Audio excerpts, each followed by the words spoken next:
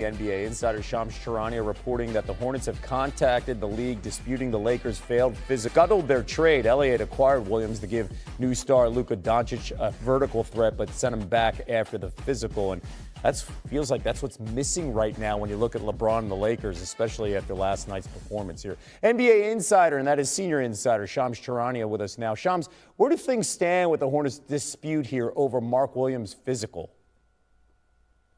Kevin, the Hornets, from my understanding, they remain in contact with the league office, essentially questioning the validity of the Lakers' failed physical exam and weighing potential options where they can potentially appeal this situation. As I reported over the weekend, the Lakers failed Mark Williams on his physical. They found multiple issues, from what I'm told, not related to his back, however. And so the Hornets and Lakers, they're on opposite ends of where this issue stands. In the Hornets' eyes, Mark Williams is healthy. He has a long potential career ahead. And the Lakers clearly feel like they found a couple of issues in that physical exam. But in the meantime, Kevin, sources told me that the Lakers are waiving Christian Wood to sign Alex Len, 7-foot free agent center. That's going to give them some depth. They've been with just one center since this failed test and since the trade deadline last week, just Jackson Hayes. Now Alex Len, he's played, he's in his 12th NBA season. He will join them on their front line. And that's important. You just need size. You need some matchups. You need 6 fouls. You need somebody that can get rebounds. And Len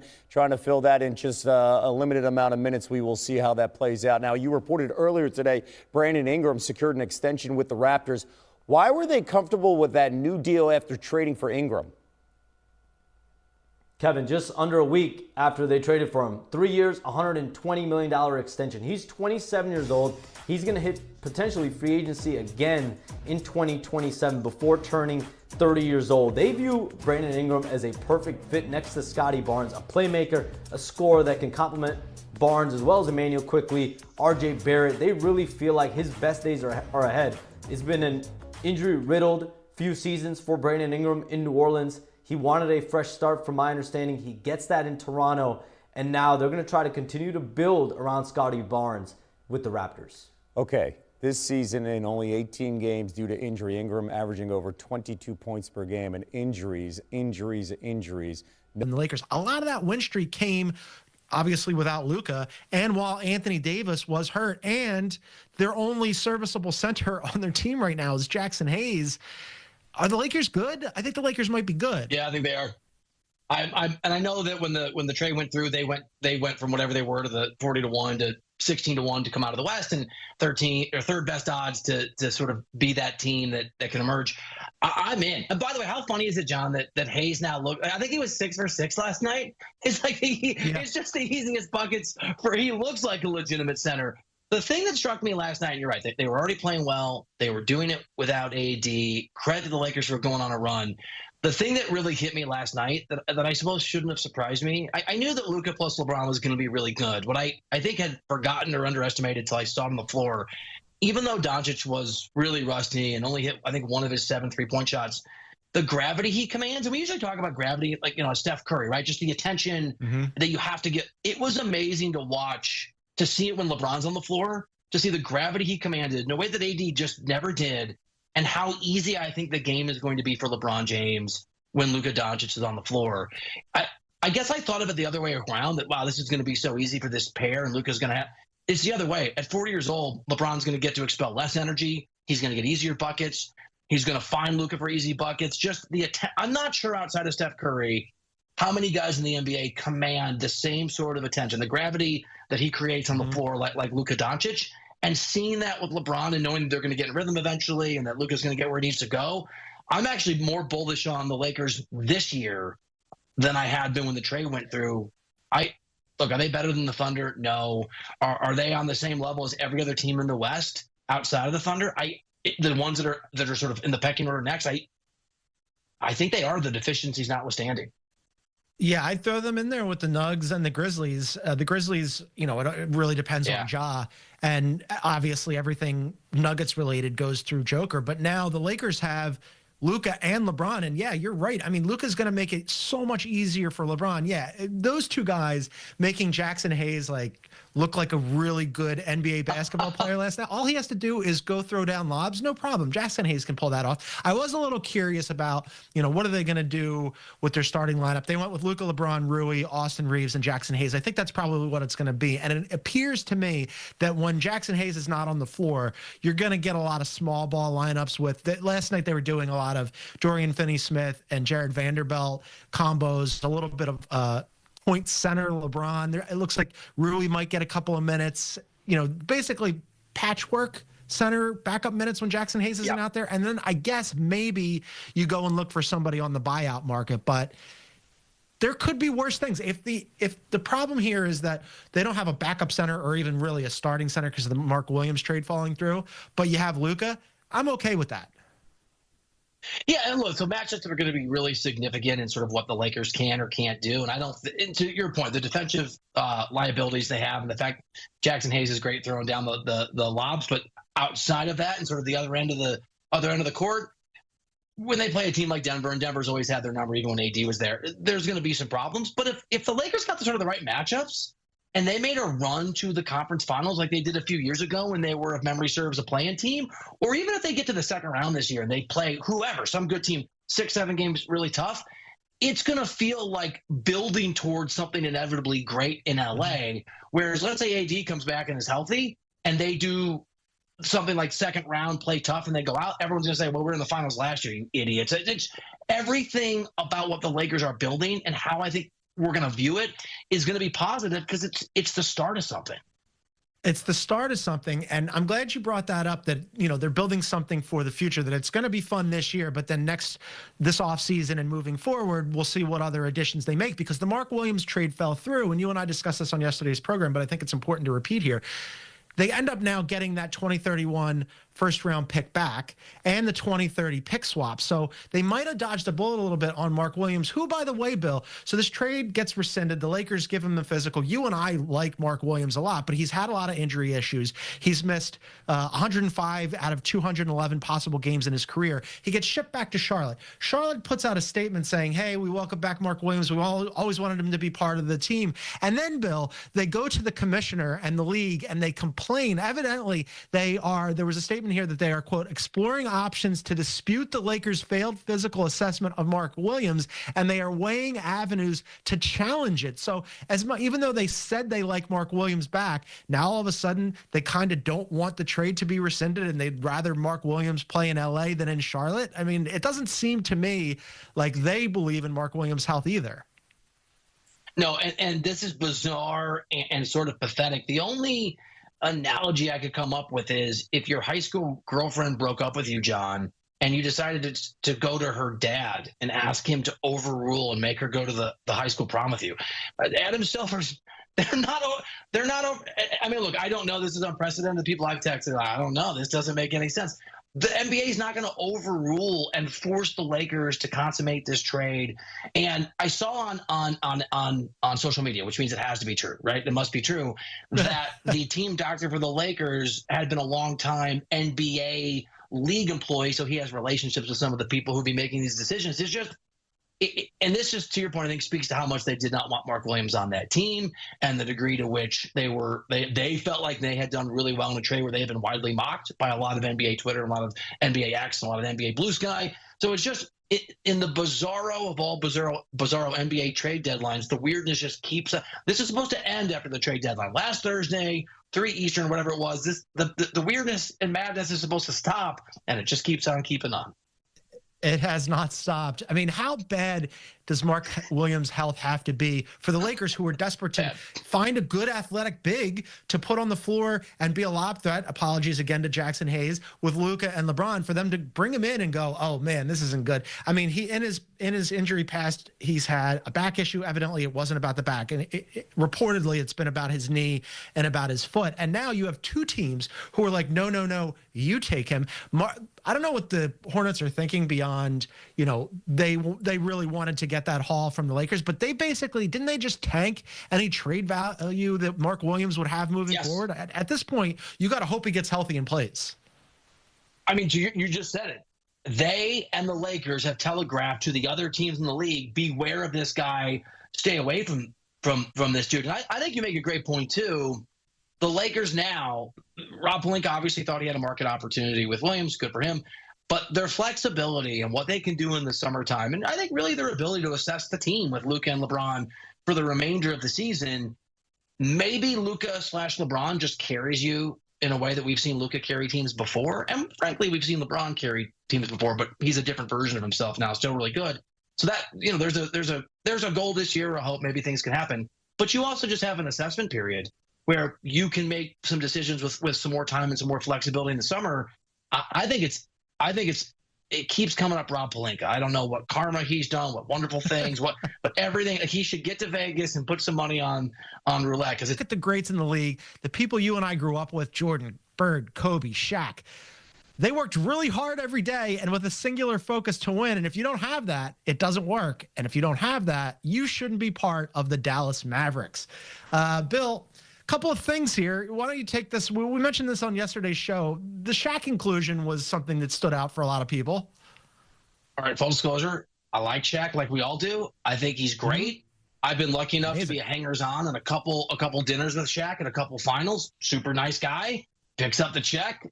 Shaq probably doesn't remember me, but thank you, Shaq. I'm the guy that ordered the expensive bottle of wine when I figured that's what was happening. Shaq is the epitome. He is the example. He is the case study that, in fact, there are some talents over the course of NBA history who are so good that if they're difficult or if they don't condition the way they're supposed to, or if I'm talking to you, Pat Riley, maybe think about attacking one of their coaches every now and then. The juice is worth the squeeze. This is part of the deal. The fact that this guy included Shaq on the list, A, means he doesn't know anything about basketball. B, means he's insulting Luka Doncic, just reaching for great names. And C, means he is missing the point of the actual person he shouldn't have put in that list. Shaq is proof that if the worries they have about Luka are true, who knows, right? It doesn't matter. There are guys that are just the example that not every rule should be followed. Shaq was one, and Luka Doncic is clearly another. Yeah, this definitely felt like new rich guy owner doesn't really totally know the NBA, and he's going to try to lay down the law here.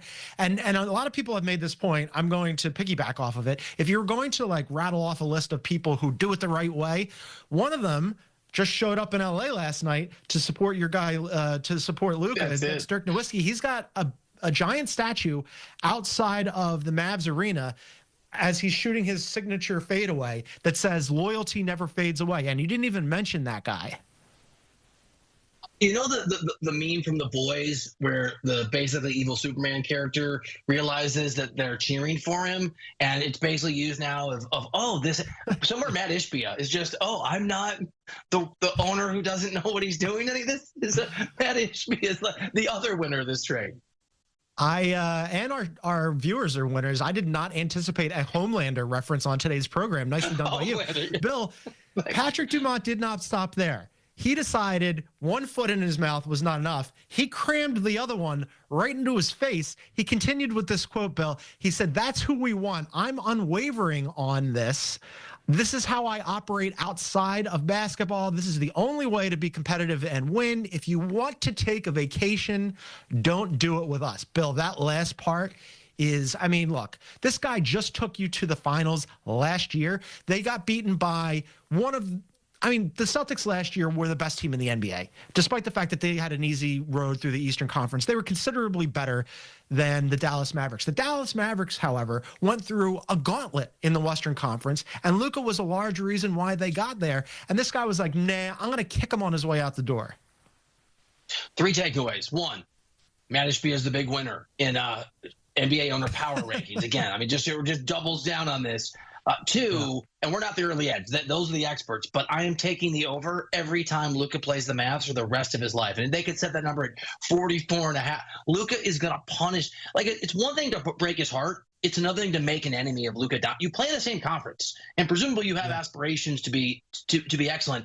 So then the third thing is, and it's speculative, and I don't have any reporting on this, but I'm not sure that Nico Harrison deserves the benefit of the doubt. But let me just sort of move forward a little bit. Conversations we've had on the pod before. What Harrison did, the GM of the Mavs, it's inexplicable. It doesn't make sense. And while I'm not absolving him of responsibility, it's very clear from these comments that ownership at a minimum was on board. And it's hard to know if maybe the tail was wagging the dog here. And so I don't know, but if you're Nico Harrison and you brought this to ownership and they go, yeah, this is great, we don't want him. Okay, it's still on Nico. But there's certainly a world where ownership, for a variety of other reasons that have nothing to do with basketball, or to your point, this is a shiny new rich guy, have a shiny toy, I don't know how this works. Ownership's responsibility and culpability in this trade, I think, needs to be considered more than maybe we did a week ago, because they're doubling down on these silly reasons for trading away a generational talent. Yeah, I think that on the one hand, if you're Patrick Dumont and you want to say that we support Nico Harrison and we believe in him, fine, that's okay. You can do that, right? In the same way that you say we wish Luka well, but we're going in a different direction.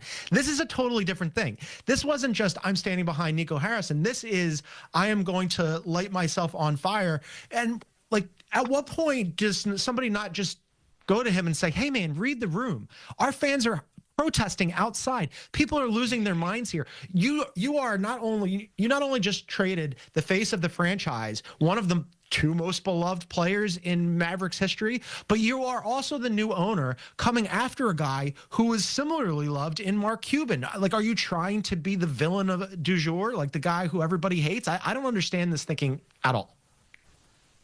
And bookmark for later, whenever today or whatever we talk about, it feels like at least a step in the Timberwolves ownership situation being resolved.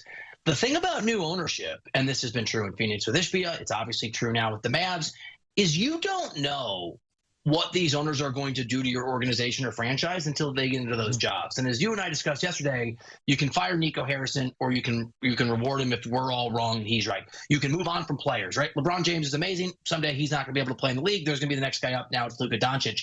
You're stuck with these owners. And the Suns got a new owner, and Matt Ishbia has been a disaster. He's taken a wrecking ball to that organization, and it felt like there wasn't another owner that could come in if you were taking bets and put his franchise in a worse position. And this ownership group said, hold my beer. Because to your point, the problem isn't just that Doncic is gone. That's a major problem. Or that this guy is insulting Luka Doncic and acting like an amateur. It's they are telling us, to quote Bill Parcells, who was quoting Maya Angelou, people tell you who they are. Listen, they're telling us who they are. You can't pull out of the tailspin you put yourself in if this is how you think about basketball and running a team. They've decided to actively wage war on their fan base. I just don't understand it at all. One more quick thing, and then like eventually we are going to talk about actual basketball here. But somebody mentioned this on Blue Sky, and I wanted to run it past you because it feels like a conversation that we would have. Do you believe in sports curses? Because this is shaping up to be the curse of Luka Doncic. So AD goes in his first game. He looks amazing, then gets hurt. Gafford got injured last night. They have no bigs at all. They were in a knife fight with the Kings last night, had a chance to win that game, ended up blowing it when the Kings were basically handing it to them in overtime. And then on top of that, as I mentioned, Patrick Dumont has decided to just pick a fight with the fans who actively hate him. Yes, I'm an irrational sports fan. I'm a Cubs fan who believed that a Billy Goat not going to Wrigley was there. And the only reason I was at this World Series, the only reason that the Cubs have a World Series in my lifetime is because they played an equally cursed organization, that poor Cleveland baseball team. So do I believe in curses? Yes. And as I think I said to you on HQ the other day, the curse of the Bambino, I'm really pushing, and I want us to trademark the curse of the Browbino. Trading for the brow I know you love it. That's very funny. I mean, yeah. Các bạn vừa xem xong video phân tích của chúng tôi. Sau đây sẽ là video hướng dẫn cách làm một chiếc vòng tay mang tên là móc đích nưu của chúng tôi. Bây giờ các bạn cùng tôi thực hiện cách làm nhé. Hôm nay thì mình sẽ hướng dẫn cho các bạn cách để làm một chiếc vòng tay mang tên là móc đích nưu. Đây là tên của một huấn luyện viên NBA, và chúng ta sẽ có các cái phần nguyên liệu chuẩn bị cho cái phần để làm chiếc vòng này. Như sau này, kéo này, dây chun này,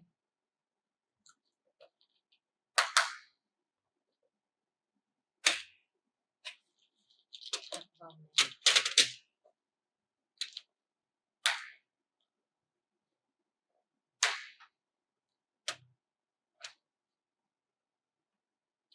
ở đây thì mình có các cái chữ cái thì mình có biết thành tên là móc đích nưu.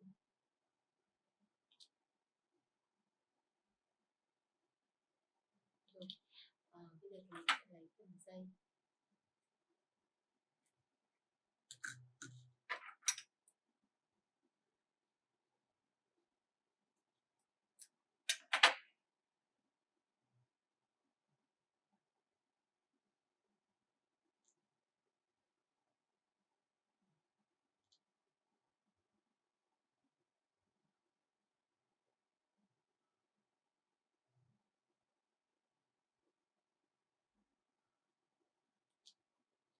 Lấy từng giây và thắt nút cái phần đuôi nó lại. Bây giờ thì mình sẽ lấy những cái hạt vàng nhỏ màu vàng.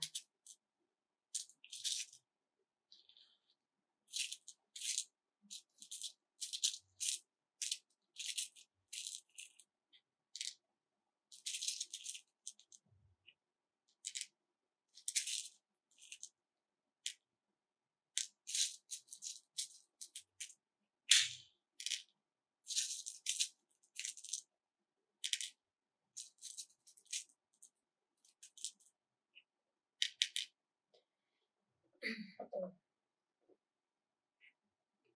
Bây giờ mình cho nó vào đây. Một này,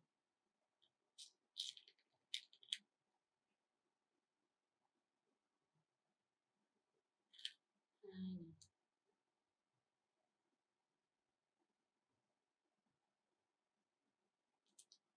ba này,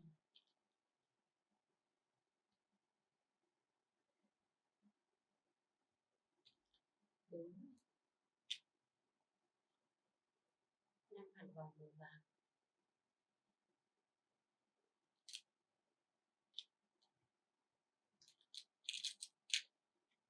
Sau đó thì mình sẽ cho một cái hạt vàng màu xanh dương.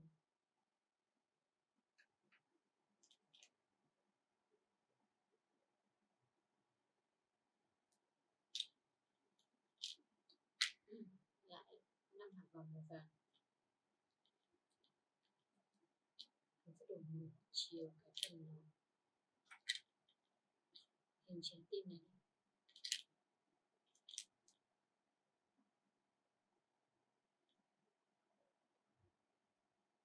Sau đó tiếp tục lại 5 cái hình màu vàng này.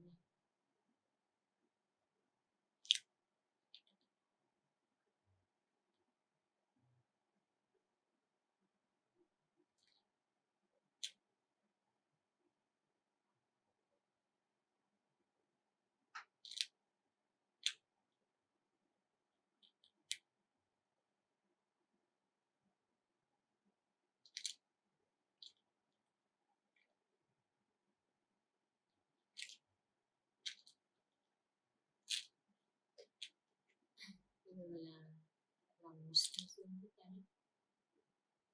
Rồi chúng ta có 10 hạt vòng nhỏ vàng và 2 hạt màu xanh dương.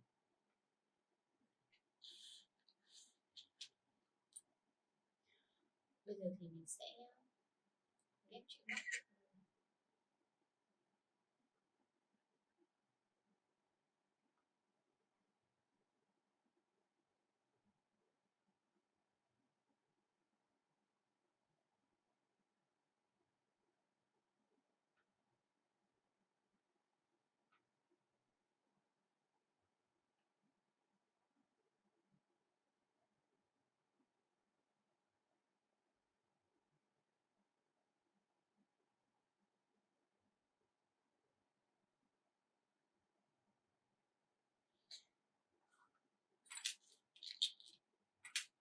Tiếp theo